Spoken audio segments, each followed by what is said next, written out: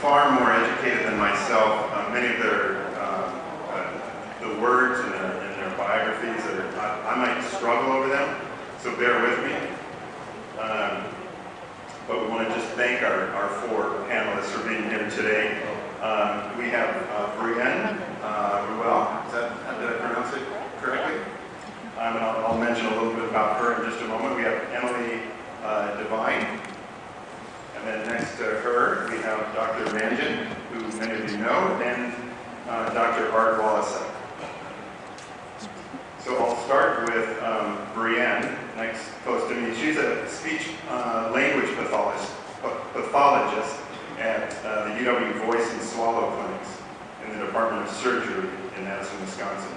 She completed her Master of Arts in Speech Pathology at the University of Iowa with subspecialty training in vocology. Her clinical specialty includes professional speaking voice care. So I'll talk to you later about that because I don't obviously have that. Also, tracheoesophageal voice prosthesis management and laryngectomies. Can anyone repeat that? That is definitely a tongue twister. Functional voice disorders and spasmodic dysphonia. Her research interests include factors that influence Botox treatment for spasmodic dysphonia, vocal health and prevention, and functional outcomes of therapy. Mrs. Ruel has been an invited speaker at local, state, and national conferences, including Vanderbilt's Voice Center, LVS courses, Mid-South Communication Conference, the Dystonia Medical Research Foundation, Parkinson's disease support groups, and in the public school settings addressing vocal health. So will you all help me welcome Brienne Ruel.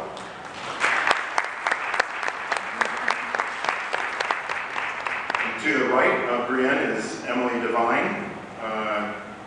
She is a physical therapist for Stoughton Hospital and a LSVT Big Certified.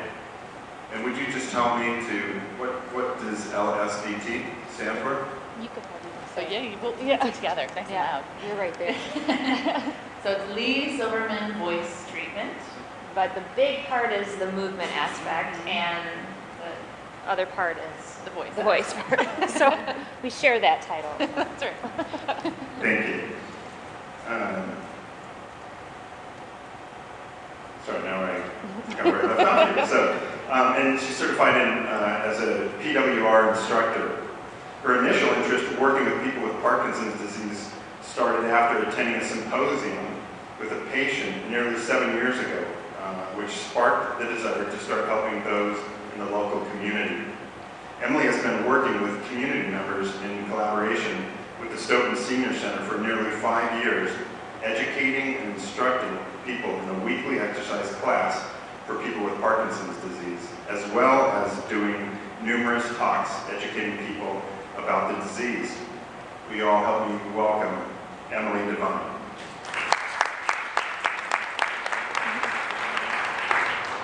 And Dr. Mangin, she is a movement disorders trained neurologist specializing in the care of patients with Parkinson's disease. She completed medical school and neurology residency at the University of Pennsylvania in Philadelphia. She went on to train in movement disorders at Oregon Health and Science University, a National Parkinson Foundation Center of Excellence, and the Portland VAMC. During her time at OHSU, she also completed the Human Investigations Program in clinical research. Dr. Mangin practiced in the Dean Clinic from 2010 to 2015, where she specialized in movement disorders and dementia. She also ran Dean's Memory Assessment Clinic and served as co-chair for the St. Mary's Hospital Ethics Committee. Dr. Mangin joined the neurology department at UW-Madison in 2015 as a clinical assistant professor. In addition to movement disorders and dementia, Dr. Mangin has an interest in palliative care for these disorders and has completed the palliative care education and practice course through Harvard Medical School. Will you help me welcome Dr. Mangin?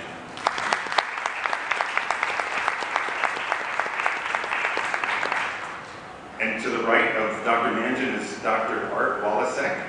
He is a board-certified geriatric psychiatrist and professor of psychiatry at the University of Wisconsin School of Medicine and Public Health.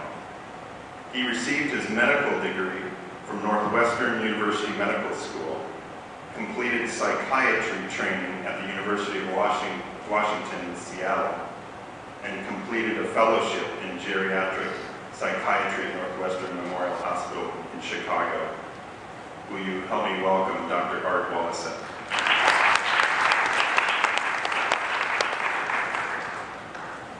So I'm going to try to be fair and ask some questions that have been submitted by probably many of the folks here, maybe some that didn't attend. So I'll read some of those questions, and then Cheryl will also be going around with the microphone, and we'll be happy to have you ask questions also. So we'll start with Breanne, is that okay? Sure. We'll start with you. This question is, I am thinking about getting deep brain stimulation. Will this affect my speech or voice at all? Sure. Can you guys get on?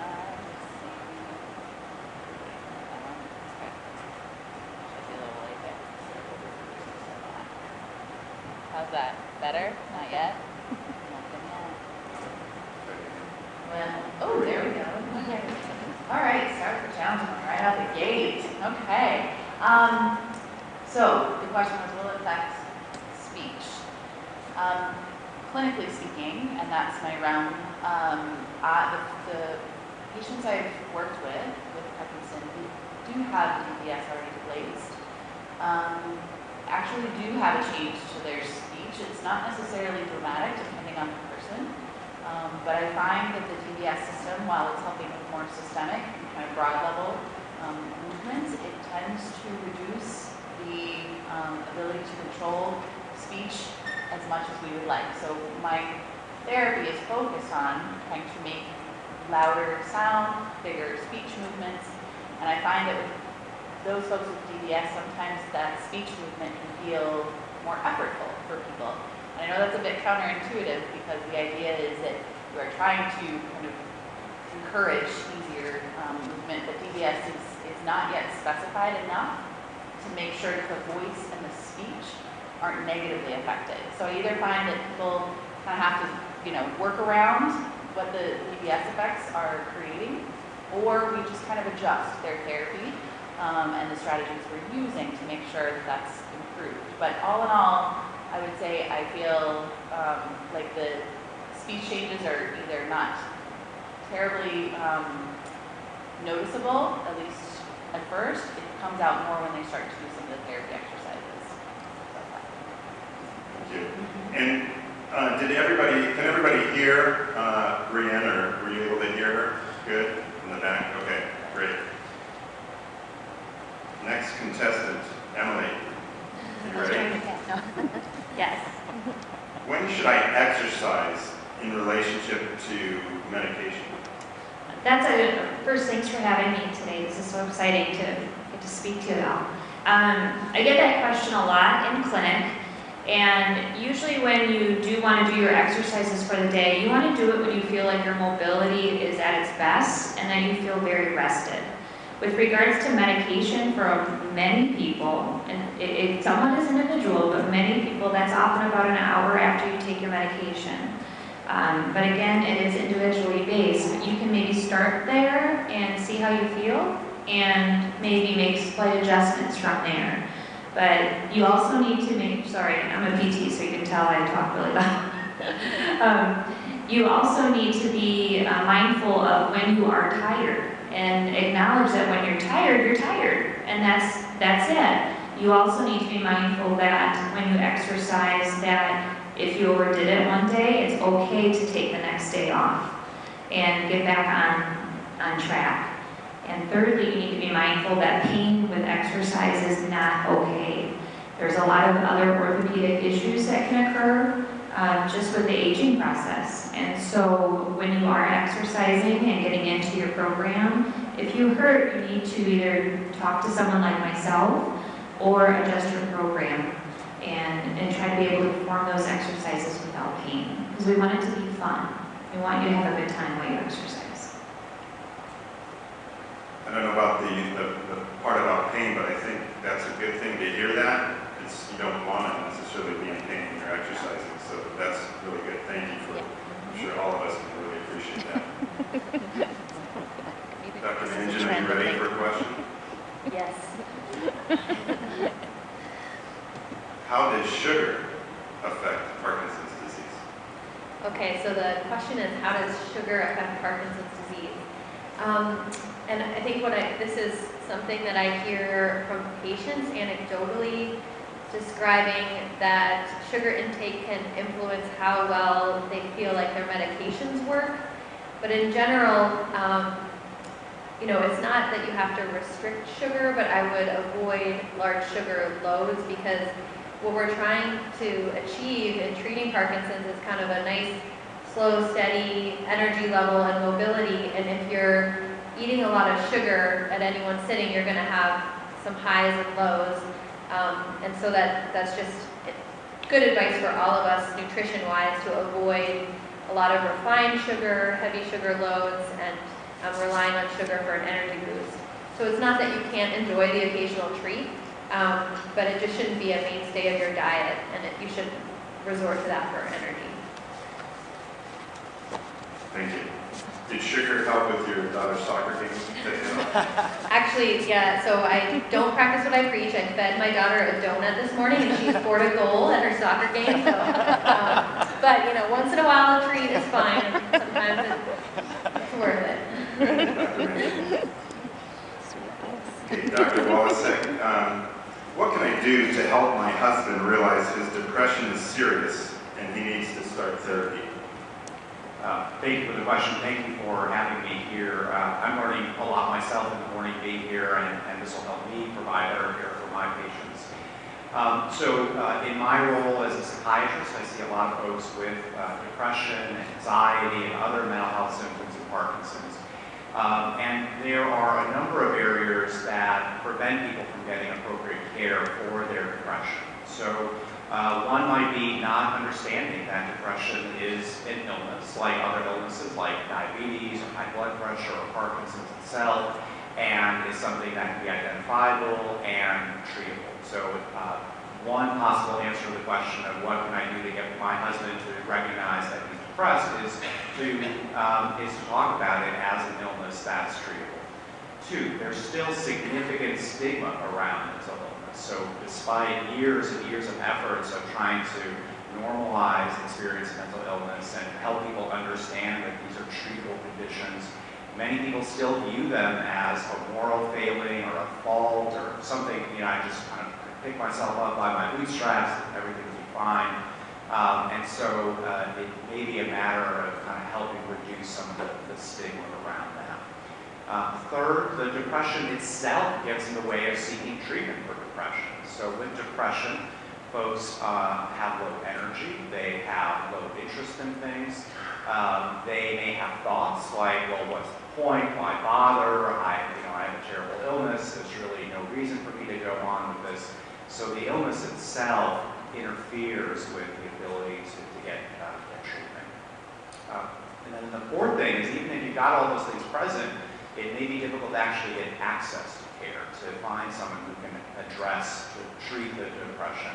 And I would suggest that as a very first step would be talking to a primary care provider. I believe my husband may be depressed, what can we do to help? And your trustee movement disorder, Dr. Mangin is very good at recognizing mental health issues and helping address those. Thank you, Dr. Walazek. Back to you, Breanne. Why is my husband drooling so much? Now that you could take that any way you want, but it's probably not a humorous thing right now. Probably not. So in our clinic, we specialize in both the voice and swallow aspect. And for those of you who have been to our clinic, you know that you get to see both specialists. And so when talking with the voice therapist like myself versus the swallow therapist, it's always okay to bring these kind of things up. And honestly, my swallow colleagues get that question a lot more. But the main things come down to essentially the structures that are involved with swallowing. And so a lot of times what we see is characteristic, kind of what's called the tongue pumping motion. And tongue just kind of moves back and forth and back and forth. And sometimes this can make not only saliva production kind of more predominant, because the swallow isn't happening. The person is pumping their tongue and trying to move either their own saliva or even a bolus of food or liquid back into the throat. Another factor is just people with Parkinson aren't swallowing as much. They're not doing these motor actions as often, or not always recognizing that. And so if you're not swallowing as much, just even swallows as we're all doing here very almost, unconsciously, you're going to have that tendency to potentially have that escape through the front of the lips. For some people, the lips can also have some weakness, and so then they're not sealed as well, and that can create just an opening for the drooling to happen more often. So what we usually recommend is something even as simple as either an app or a timer that people can use. And one of my swallow colleagues, Amy Bailey, said that she even worked in a therapy session. Every 30 seconds, the timer would go off, and that would be the reminder for the patient to swallow. And over time, they could extend that timer, but it became just more of a changing the motor pattern and the muscle memory a little bit, just to kind of be aware of it. Can I add something to that? Yes, absolutely. So I echo all those excellent points. And assuming that we've addressed any speech and swallowing issues with appropriate therapy and optimized medication, if you're still experiencing drooling, we can do Botox injections that will relieve that for a period of about 3 months at a time. And it seems like a simple thing, but it's an easy procedure that we can do in the office as part of your follow-up visit with neurology. And the impact that can make on quality of life, especially if drooling is preventing you from doing social things or getting out and seeing people because you're embarrassed by it. I've just been impressed with how such a simple procedure can make a big difference to people, so I would encourage you to ask about that too. And that's every 3 months that normally somebody would get an injection. Thank you. Emily, what things can I do to help me if I freeze while I'm walking? Okay. That's a great question. I also get this a lot in clinic and see this often in folks that have Parkinson's. So just to kind of clarify what that is. So when you're walking, these are the moments where maybe you feel like your feet are glued to the ground or you can't try to propel yourself forward. That's what we call freezing. There are some, this is probably one of the harder things to treat, to be honest, when it comes to different things, just exercise-wise. But there are some cues or little tricks that you can use. First, you could grab the hand of the person next to you and walk with them hand in hand. That's always a little exciting. But secondly, you can also use what we call visual fixation. So for example, if you tend to freeze as maybe you go through a threshold, like a door, instead of looking at that door, look beyond the door, perhaps at the tree outside that door. I used to have a patient that would say, I'm pretending my gizmos are pulling me to the tree. All right, so that whatever works for you is great. You can also use an auditory cue. A lot of people nowadays have smartphones, and on those smartphones are applications that you can download that are free, that are metronomes that come with beats. And those often can help as well. So another thing that maybe you just don't have any of that stuff accessible, you can do some rhythmic motions. We kind of say stop, rock, step. And, if you keep pushing yourself to try to take a step through that freeze, that's a potential for you to fall. So really trying to get in the habit of just stopping, taking a deep breath, because the stress itself of being froze can make you freeze more, and then trying to take a step. As a caregiver or a loved one, you can also even just simply put your foot right in front of the person's foot, and then you can step that person can then step over your foot. That's a visual cue. It's, you know, a very easy thing to slide in that, you know, hopefully won't draw too much attention as well. So there's a lot of little tricks of the trade, so to speak, with regard to freezing. You just have to try some of them out. Some may work for you, some may work for your neighbor, but the best thing is to try them. So visual fixation, auditory cues, holding a hand, stop, rock, step, taking a deep breath, or even having that foot in front of you to step over, okay? So try some of those and see what works for you if you're having a problem with freezing. Great points. I also, when I worked with a gentleman with Parkinson's disease, he would get into these episodes where he would freeze, and I would count with him out loud, 1, 2, and then it just you know, made him walk smoothly. He would do that and freeze up 1, 2, 3, and then things were good. So something to think about. Dr. Mangin, how can I control dyskinesia movements that result from the carbidopa, levodopa? I also take amantadine. When I cut back the carbidopa, levodopa, the dyskinesia improves, but then my movements are very slow. Okay, this is a common challenge that we face as once you've been on treatment a number of years, dyskinesia can emerge. And just to define that term, what we mean when we say dyskinesia is usually some extra kind of wiggly, dance-like movements that are present when the medication is in your system. And sometimes early on, those movements are brief and only happen at the peak of your dose.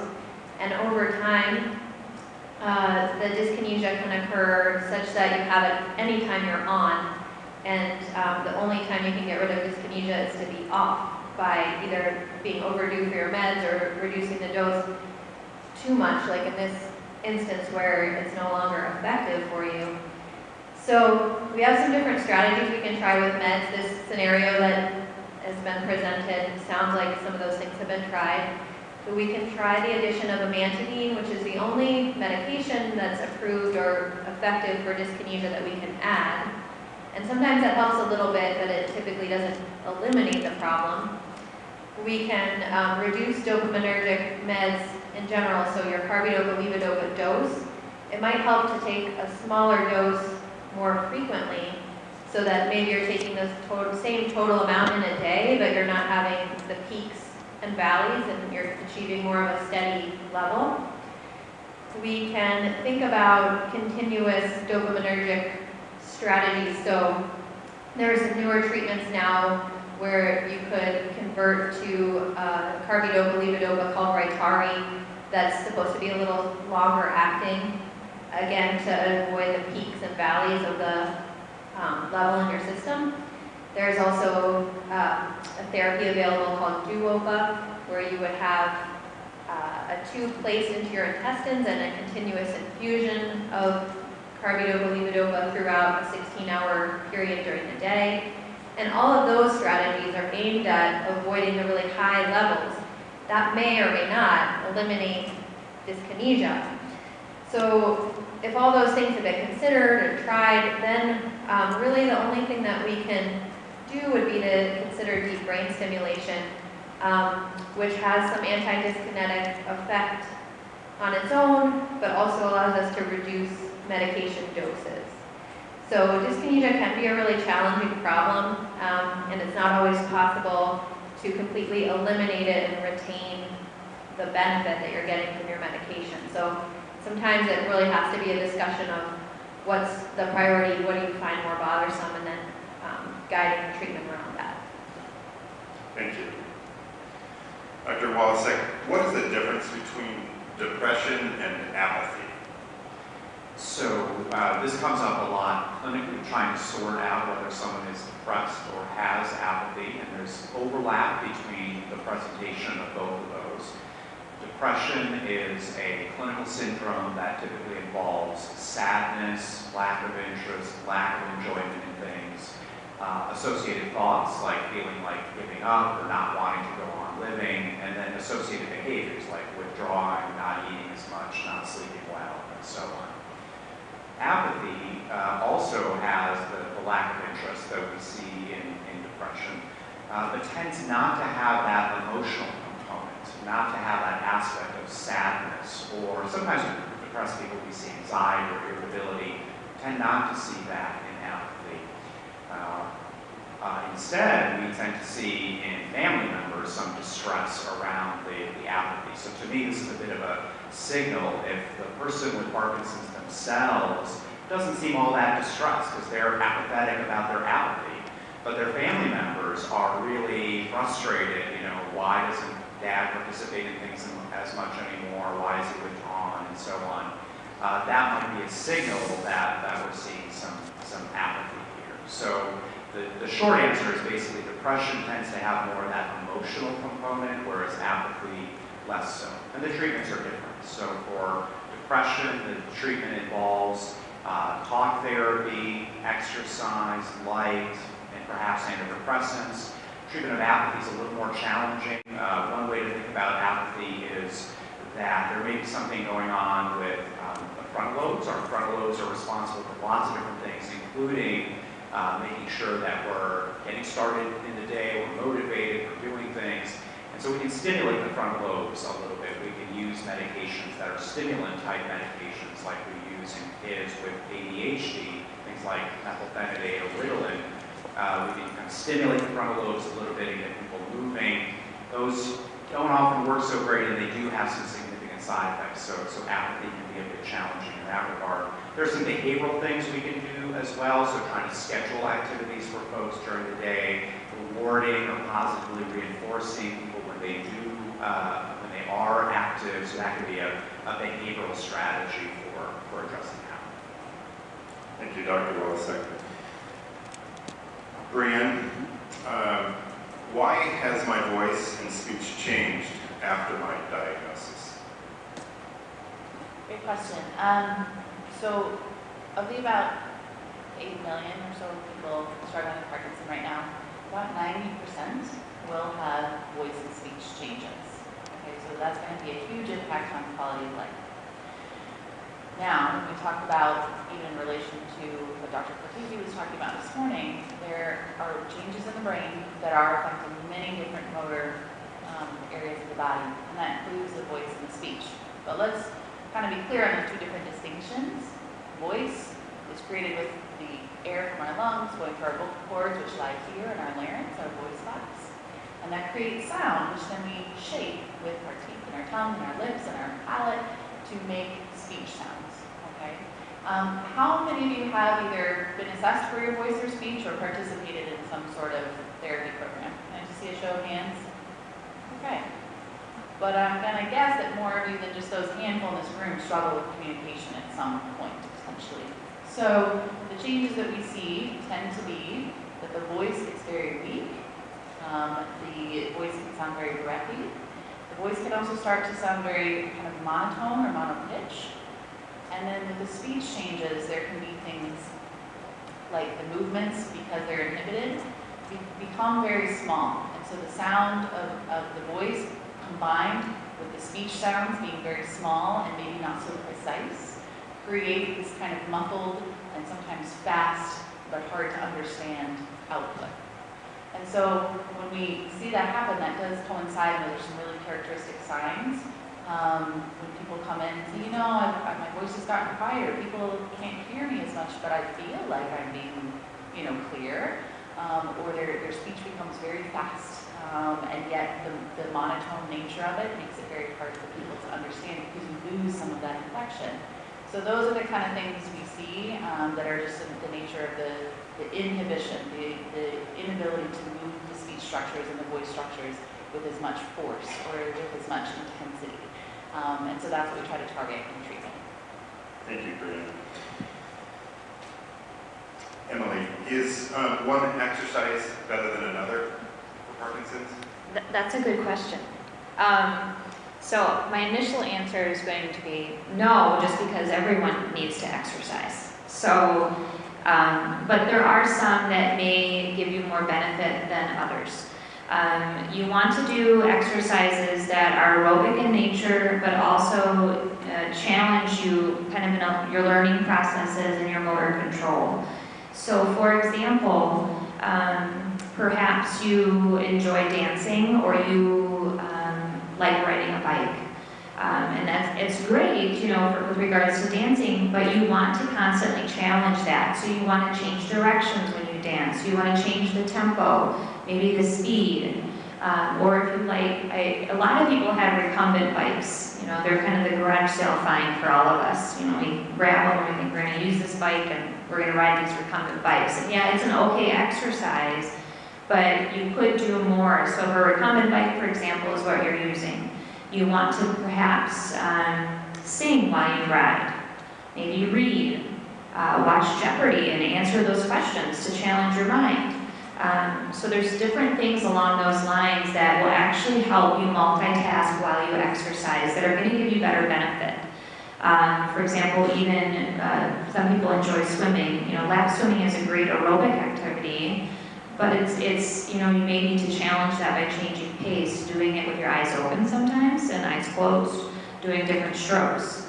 Treadmill walking, also great, but not at a really slow speed. You know, it's good for you, but go a little faster. Change the pace, change your incline, vary it a little bit so your body has to constantly be challenged and adjust. Those rhythmical, symmetrical movements are great places to start, but over time you want to add, you know, the coordination challenges, the multitasking, you know, things that make you have to think a little bit more. You know, throwing the ball to yourself while you're walking. You know, sounds tough, and it should be. So yes, there are some exercises that can give you more benefit and more perks, but you need to exercise, plain and simple. So if what you got is what you got, then keep doing it. But hopefully those are some ideas that you can use that are easy, that we know we all have, hopefully accessible, that we can maybe challenge it a little bit more to get even more benefit from that exercise. Thank you, Emily. Did she just discourage you? Because when I exercise, I don't do the things. I like to just swim. I like to ride and run. But I'm not multitasking. So my guess is she just challenged all of us. So thank you for challenging us. You're welcome. So this question is for Emily or Dr. Mangin. So you guys can fight over responding to this or just share it. My husband keeps falling. What can he do to improve his balance?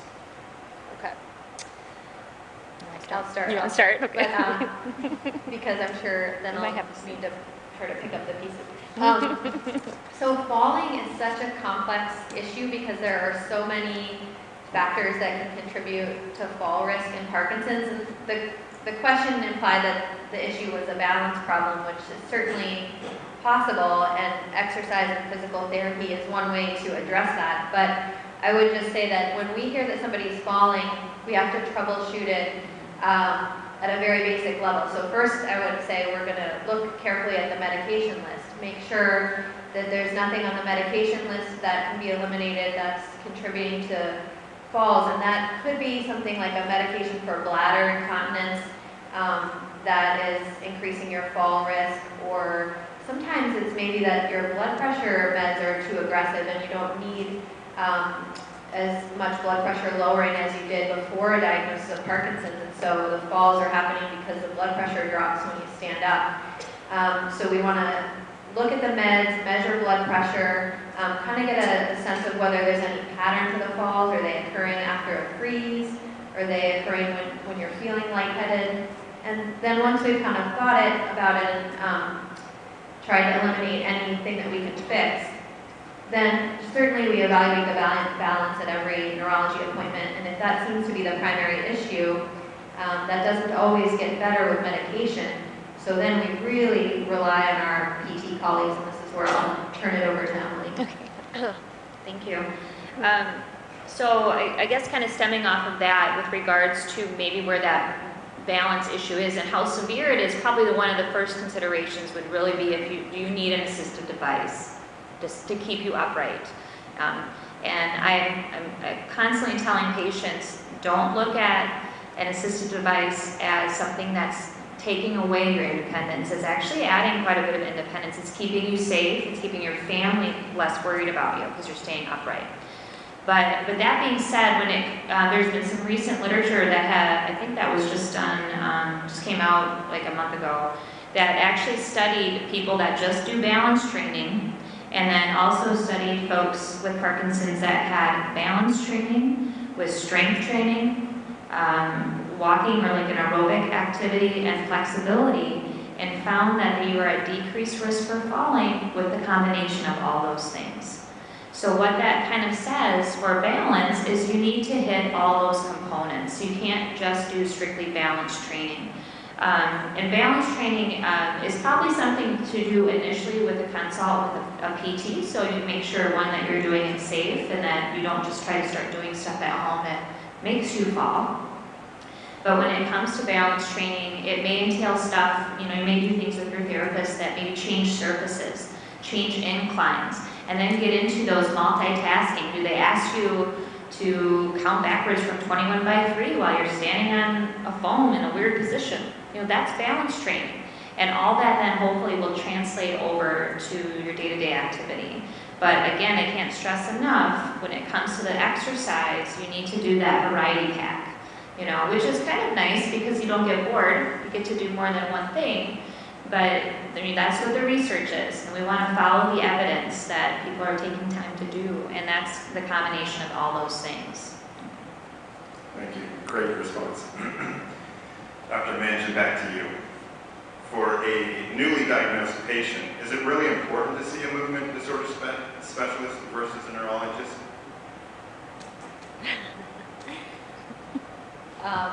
Your horn. So I think that there are many neurologists who are really capable and understand Parkinson's well. And so it may not be necessary to see a movement disorder specialist for a new diagnosis.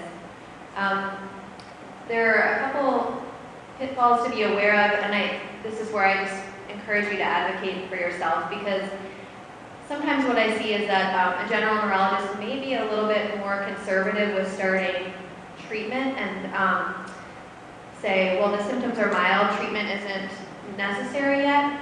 And then I might have a different opinion, because if it's impacting your function, there's really not any reason to withhold treatment early on.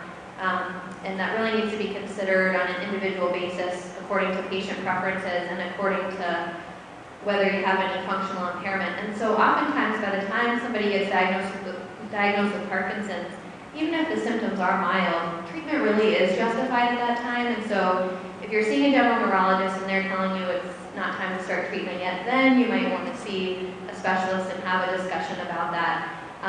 But there are many very capable, good general neurologists, so I want to emphasize that point as well. I think you handled that well. I don't know if you did a great job in responding to that. Dr. Walazek, how can we cope with seeing our once strong mother now deteriorate? Well, so that's a reminder that Parkinson's and other neurodegenerative disorders are illnesses that affect not just the person, but the people around them, affect their family, affect friends, affect caregivers and community, and so on.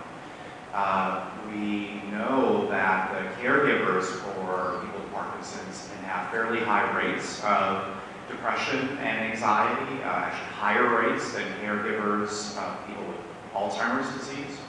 And so many folks who are providing care themselves become depressed or anxious and may need some support. So I kind of think of this as various different levels of support and addressing caregiver issues. One, at a kind of very basic level, sometimes really hard to implement, is just making sure that family members and caregivers are taking good care of themselves. So a lot of advice that you're hearing here applies to people without Parkinson's as well. Exercise regularly, eat well, avoid drugs and alcohol, get outside, get light exposure, socialize. It can be very hard as a family member or caregiver to feel like you can or should make time for yourself to do those things, but I view those as investments. You'll do a better job over time in the long run being a caregiver if you're setting aside time to do some of those things. So that's kind of level one.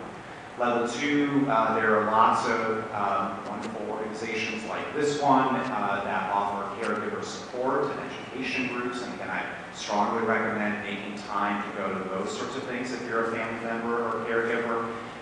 There can be some comfort in knowing that you're not suffering alone, that other people have gone through this or are going through this. They may have some advice on how to handle particular situations.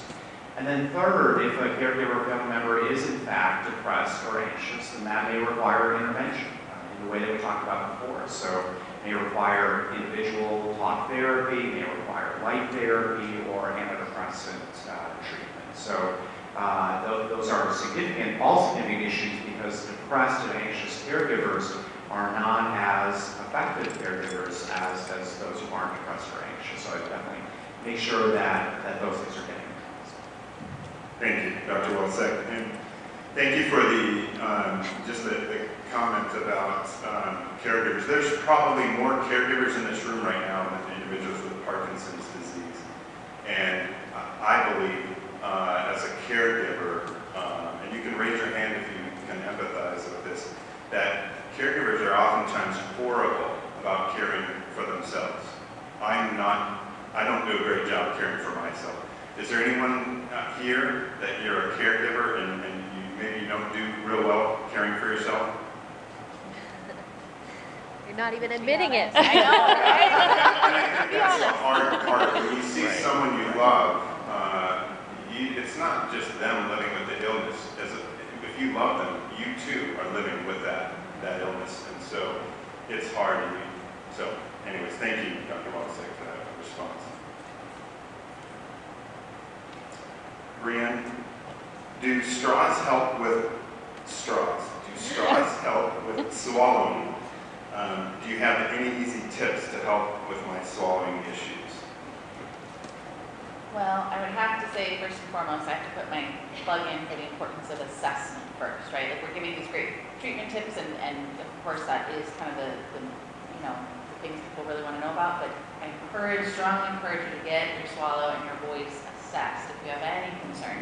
And just like Dr. Mann here was saying, if it's mild, that's okay. That's the time to start seeing what kind of treatment options you have. And from my standpoint as a behaviorist, then that's the time to really get into this. Because of the nature of the disease, we can continue to help with the therapies even as things progress.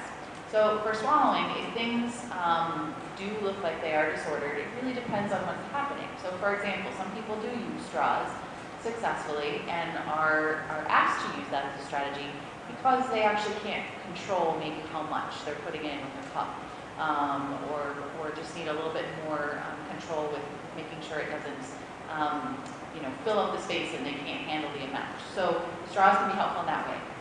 We do not recommend straws when things like timing of swallow is an issue. So swallow is a very complex sequential mechanism, and if timing is an issue, you don't want to take that straw and have something shooting to the back of the throat if you're not ready to swallow it. And a lot of folks with Parkinson will have a delay in their swallow, and again, it could be subtle at first, but this is where the assessment combined with then trialing some different strategies, kind of like they do in physical therapy, being able to see what works, what doesn't, has to match what the underlying issue is. So I would hesitate to say to try a straw just for the sake of trying it, because you want to see that under kind of the influence of what's happening, or in our offices, just to make sure you're doing the correct thing. Thank you. Emily, what strategies are successful in convincing folks with Parkinson's that regular exercise is both good for them and within their capabilities? That's a strategy everybody needs, right? Not just people with Parkinson's. I actually kind of looked into this a little bit in preparation to come and talk to y'all, and the National Parkinson's Disease Association has this excellent tip sheet, which I thought was very beneficial. And so if you're internet savvy, definitely check it out. But some of the things that they suggest is, you want to start now. And it can be a slow start, and it can be something as simple as just stretching every day, maybe just in bed, kind of just do that big giant stretch and get yourself going. It could be walking around the halls in your apartment complex, or walking around your home, or maybe going and getting the mail every day. That's exercise, and that's a start. And that's what you need. You just need to get started. Another great suggestion is finding a buddy. Get a pal. It doesn't have to be your spouse. It can be your neighbor. It can be somebody you maybe met in a support group. It could be your grandson or granddaughter. But get a walking buddy, and you guys can motivate each other to get out and get going on some stuff. You also want to look at your habits. We all have habits. How can you integrate doing some exercise right into those habits? For example, a lot of us grocery shop, right? Well, when you go grocery shopping, guess what? Instead of hitting your normal spots, walk down every single aisle in the store. Okay? Park your car a little bit away from the stores that you're walking in. I think we hear that one a lot. During commercials, maybe that's an opportunity during your favorite TV show to do 5 times getting up out of the chair during your commercial breaks. So use the habits that you already have, those daily things that you're already doing. If you used to do some exercise before this, think back about what that was and start there. If you're not a dancer, 20 years ago, guess what? You probably aren't gonna like dancing now. Just because somebody says that's helpful for Parkinson's, find something that you enjoy. If you like going for walks and you like nature, go walking out in a park. Madison's got beautiful parks. Do something that's fun for you and start there. Start slow. Just doing some simple exercises to start, maybe just a few minutes a day, and then you can build on that over time. Another great little trick is to maybe chart. If you get started, write down either on keep a notebook or even a calendar and write down every day what you've done. That can work as a great motivator. So you look at that and you can see how far you've come, and that motivation can push you to keep going. So there's a lot of great tips.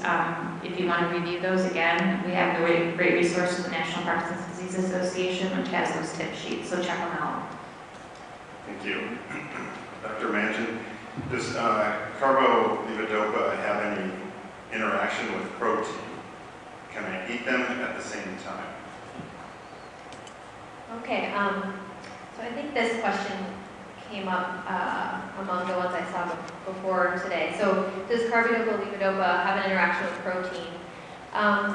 Yes, it probably does. So there are some people who don't believe this, but I think that it's definitely true, and some patients seem more sensitive to this than others. And the issue is that if you have protein in your stomach at the same time you take your medications, those two things are competing to get into your bloodstream. They use the same transporter to get from the gut into the bloodstream, and so if that transporter is all used up trying to digest protein, not as much of it is available to get your medication into your system. So generally speaking, if you can take your medication half an hour or so before eating protein, that usually avoids that problem. Some people find they need even a longer interval between the medication and the protein. Some people find that if they take the medication on an empty stomach, it gives you a little queasiness or nausea. So in that case, I would encourage you to take the medication with some ginger snaps or crackers that contain mostly carbohydrates rather than protein, and that should be fine. And then the other small point I'd like to make is that there are many things that can affect how well your medications get absorbed other than whether you've just eaten protein, and probably the biggest thing that we see is constipation.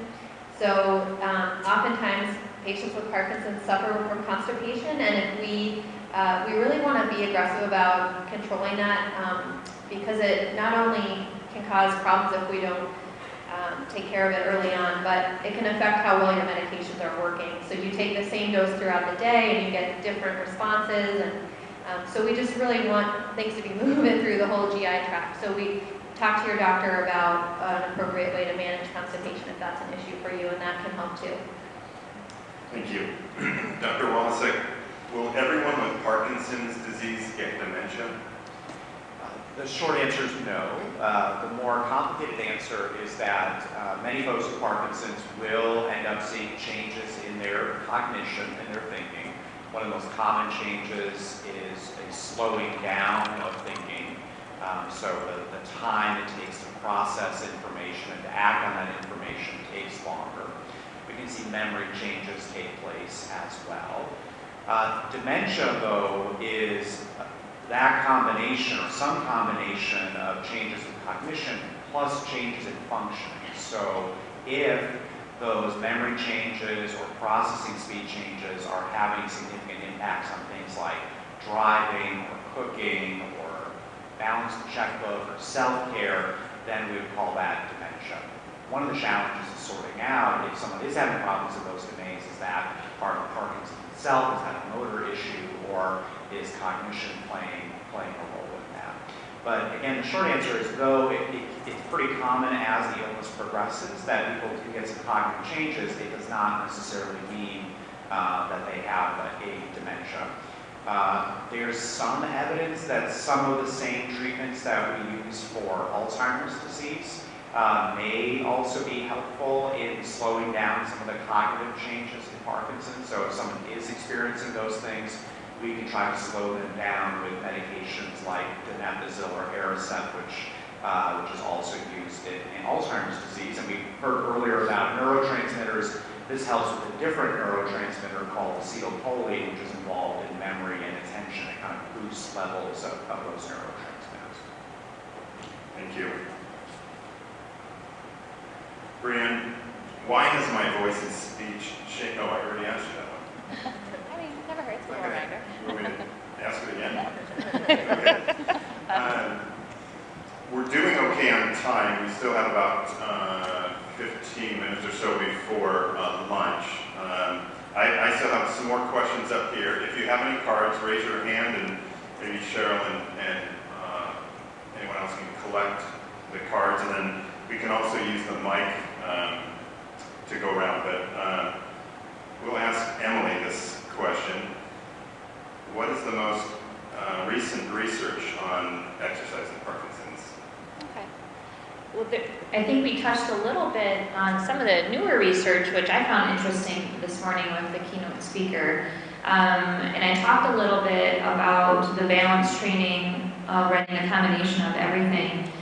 There was a literature that came out in 2015 from the Journal of Neurological Physical Therapy that looked at if people do a group session, because I know I didn't talk about that last time, but maybe go to a group exercise class, or if they do a more individualized program, or if they just do one like on their own, kind of like in their home, maybe with a DVD.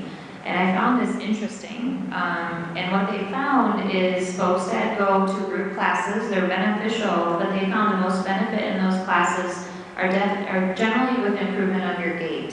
And what I mean by gait is you take bigger steps, you maybe walk a little bit faster, more upright. They found that the most benefit were for folks that went to had more individualized programs. So that kind of, again, gets back to maybe when you first get diagnosed, seeing a physical therapist to get on the right track and doing that, and kind of getting that consult.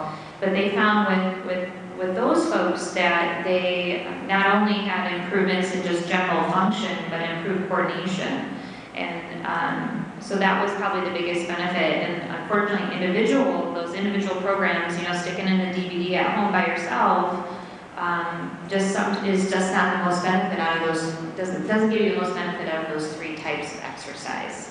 So that can hopefully maybe get you started looking into some group sessions or getting a consult with a therapist, because that will give you the most benefit with regards to literature on exercise that's the most recent.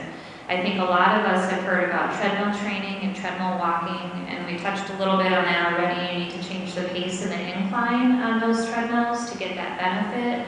But they did find that after somebody just went on a treadmill and did some work on a treadmill, they had improved gait immediately after, just with one session. So imagine what really focused training can do for you.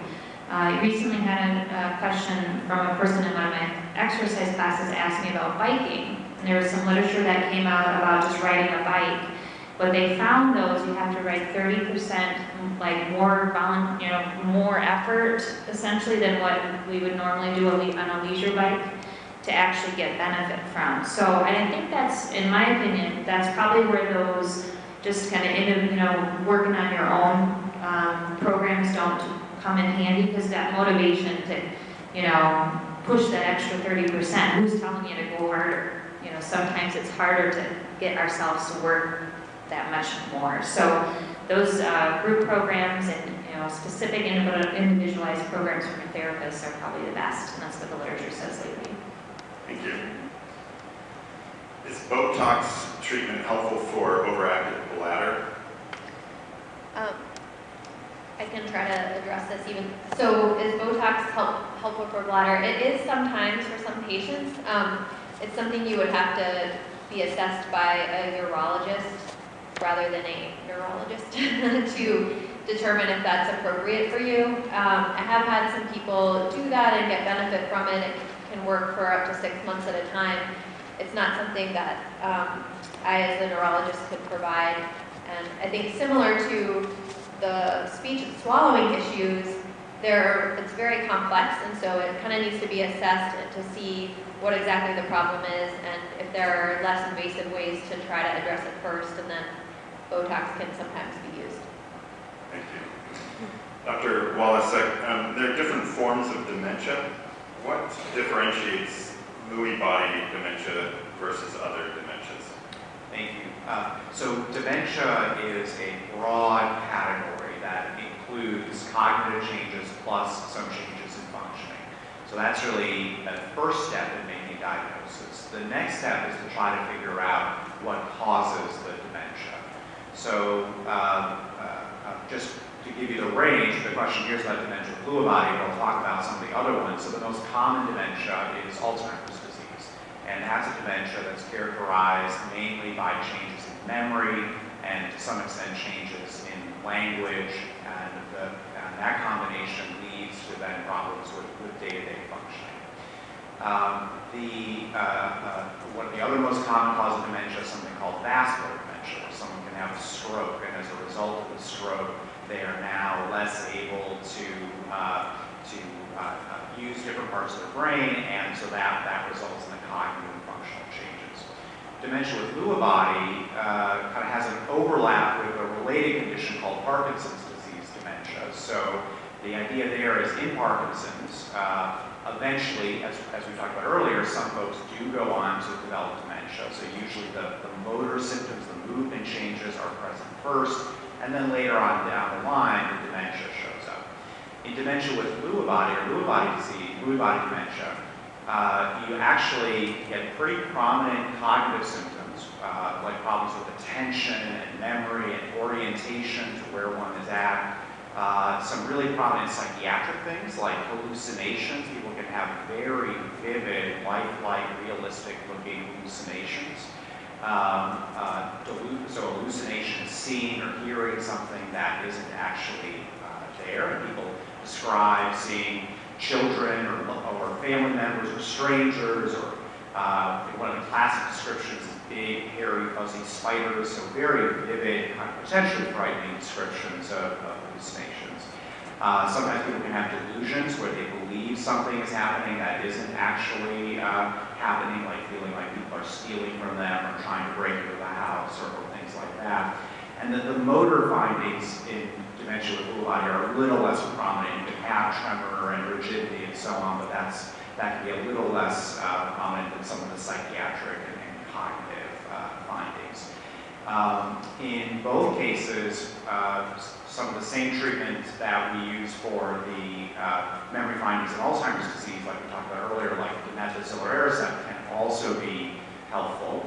And another critical thing is trying to avoid the use of certain psychiatric medications. So the hallucinations and delusions are under the category of something called psychosis, and we have antipsychotic medications. Many of those, unfortunately, worsen the motor symptoms of Parkinson's, so it can get into a very fine balance. Dr. Mangin and I had a number of patients like this in common, where we're trying to very carefully find the right combination of medications that will help with some of the psychiatric symptoms without exacerbating the motor symptoms of Parkinson's. So we try to avoid many of the antipsychotic medications as much as possible, even though the person may have hallucinations or delusions. And Dr. Mangin wants to add. I agree. Long answer. Okay, I think all of you can probably answer this question, so if you all want to do that, that's fine. But why do people with Parkinson's have shortness of breath? Oh, okay. I can try to address this. So a couple thoughts come to mind. One is that, to just say right off the bat that Parkinson's itself really should not affect your pulmonary function directly, but there are a couple instances that I can imagine where Parkinson's might influence shortness of breath. One of those might be something called a non-motor off, where people can feel quite a bit of anxiety, almost even panic, and Dr. Walazek could probably elaborate on this as well. As the medications are wearing off in your system before your next dose is due, you can get things other than tremor and stiffness. You can have these non-motor symptoms, including a little shortness of breath, and I would interpret that as kind of a symptom of almost anxiety. So that's one situation where we would try to address that by determining if there's a pattern, that the shortness of breath happens every time you're due for a dose of meds, and trying to smooth out the medications that way. There's a really rare problem, but it can happen, where people can have dyskinesia, the wiggly movement from the medication that affects the diaphragm, and so you can get something called respiratory dyskinesia. Very rare. I've really only seen that a handful of times, but the clues to that might be that you're having other forms of dyskinesia, or that the shortness of breath is occurring only when your meds would be kind of at their peak dose, and it resolves as the meds wear off. So the pattern and the timing would be different than a non-motor off. And those were the main things that came to mind. So I think if shortness of breath is a new problem for you, the first step would probably be to see your primary care doctor and really have that evaluated and make sure it's not a cardiac or pulmonary problem. And then, if no cause is found, kind of look into these other rarer causes. Anyone else want to respond? I would say from my perspective, exactly, as long as all those other causes are ruled out for shortness of breath, either at rest or during exercise, there can also be shortness of breath with talking. And so this can be something with kind of a variety of etiologies, but one of the things that we see is that there is a discoordination between using the breath support and the voice, and then specifically the vocal cords themselves can lose some tone, and so they look weak and almost in bowed shape. They should be very smooth and straight. They become very bowed. And so if you're trying to talk and your breath is getting lost in that way, and you're feeling that that's exerting you too much, that's something that we also kind of look at, but especially after all of those other factors are ruled out or in, then when we do the therapy program, building and getting you to do loud voicing and extensive, effortful voicing, that helps improve the coordination and brings back some of that ease with speaking that some people may not otherwise think, well, I get a little short of breath because I'm having a conversation. That's not normal to have. So, so it does go along a little bit with what activity you're doing as well. Great, thank you. We still have about just a couple more minutes, so I'll try to share a couple more questions. Why do I have stiffness on one side of my body more than the other? You guys start. Okay. So I would interpret this to kind of address the fact that Parkinson's symptoms are most often asymmetric. We don't understand why that is. It usually starts on one side of your body more than the other. That side seems to have no relationship to your dominant hand, so it's not, for instance, more likely for a right-handed person to get a right hand tremor first or anything like that. So it seems pretty arbitrary whether it's your right side or your left side, but in idiopathic Parkinson's disease, meaning the Parkinson's disease that we most commonly see that responds to treatment, asymmetry is kind of the rule. And in fact, if we see symmetric symptoms, it makes us scratch our heads a little bit that it could be a different cause other than Parkinson's disease for your symptoms. I looked at this recently. We still don't have a good understanding scientifically why that occurs. Why does Parkinson's start by affecting one side more than the other? So nobody really knows the answer to that question, but just to, for this person who's experiencing stiffness on one side, know that that's more common, you're not alone, and often that side where the symptoms start will tend to always be your more affected side. But we'll do our best to address that with treatments and exercise. Can I touch on that too? Sure. And then just with regards to treatment, there are some ways that you can decrease that stiffness. Probably one of the first things is just stress management. That can happen to any of us, but make sure that your stress is well managed. Some people can use things as simply as ice or heat, just like we would do for an orthopedic or a sports issue. But the one thing to mention too is when you do exercise, that sometimes exercise can actually make you more stiff. And so, for example, with regards to strength training, you're going to get just as much benefit from pumping lightweight iron than big weight iron. Okay, so grab those light weights. It may reduce your potential for being more stiff with exercise. And you want to do large rhythmical motions if you are stiff. So for example, low back pain. 8 out of 10 people have low back pain, Parkinson's or not. I would suspect most hands would raise if I asked if anybody has had low back pain. A lot of times in the morning, you will have stiffness through your low back, and it's sometimes related to rigidity, and you can just simply lay on your back, bend your knees up, and rock your legs side to side, as simple as that. And a lot of times that will reduce that stiffness because that's a large rhythmical motion of a large muscle group. So if that seems to be an ailment for yourself, give that a try tomorrow morning, or if you take a nap after this long morning here, and give it a shot and see if that works. But just know that's most likely, that could potentially help you. If you are an avid outer already, you also need to know that with Parkinson's, you're going to need a longer cool down.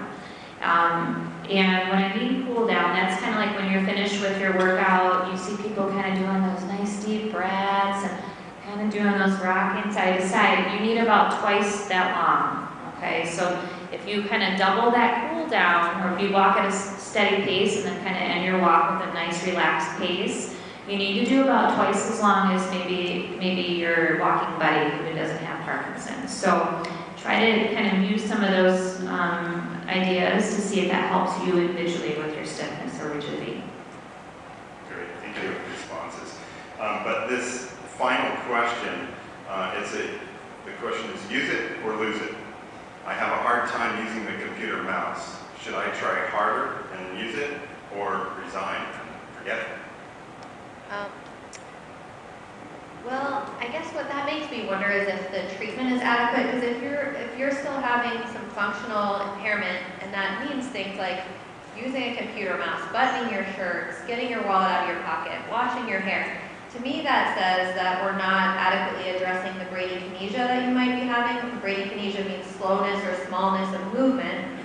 So if you're having trouble manipulating the computer mouse, the first thing might be to make sure that we have you on appropriate therapy, and then we can work with our therapy colleagues, including occupational therapy, to find ways to make those tasks more efficient for you and more comfortable. Would you want to add anything to that? I'll just give you a trick. So dexterity-wise, and it teaches to all my patients and all my class participants, and I know some of you all are in here, so I'll watch you to see if you do it with me. But it's just a simple finger flick, and you just make a fist. Oh, good, I see some. Okay. And you make a fist, and you flick them open very large. And you do that repetitively. This is that repetitive motion, and it's going to maybe help you with that immediate task. Great to do right before maybe you button a shirt, grab your wallet, try it with your computer mousing. And my opinion would be, yes, use it. You know, there's a lot of studies with post-stroke and animal studies about forced use, and there's some getting into that with Parkinson's, and you want to try to utilize that extremity and don't just give up on it. So yeah, it's kind of what she was saying is talk to a therapist, address some of the issues and see where maybe we're missing that. Maybe we need to have a conversation with you about that and maybe where we need to try to work on some of those dexterity issues and get in with occupational therapy or PT. But that simple finger flick, way easy, and if you do have arthritic hands even, it actually feels pretty good and can help with your mobility in your hands. Thank you. I want to thank all of them in just a moment, but first I want to call out the winner of the Green Bay Packer attire. So I'm reaching into this bucket, I'm not looking at what I'm reaching at. To find the winner, Susan Pale? Hay?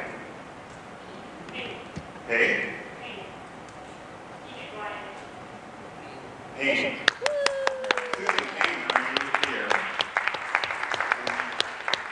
Susan is here. Great. You are the winner. Congratulations. So I just want to thank Brienne for being here, and Emily, thank you for the time that you've shared. Dr. Mangin and your daughter's win at the soccer game. And Dr. Walazek, thank you very, very much for just sharing information.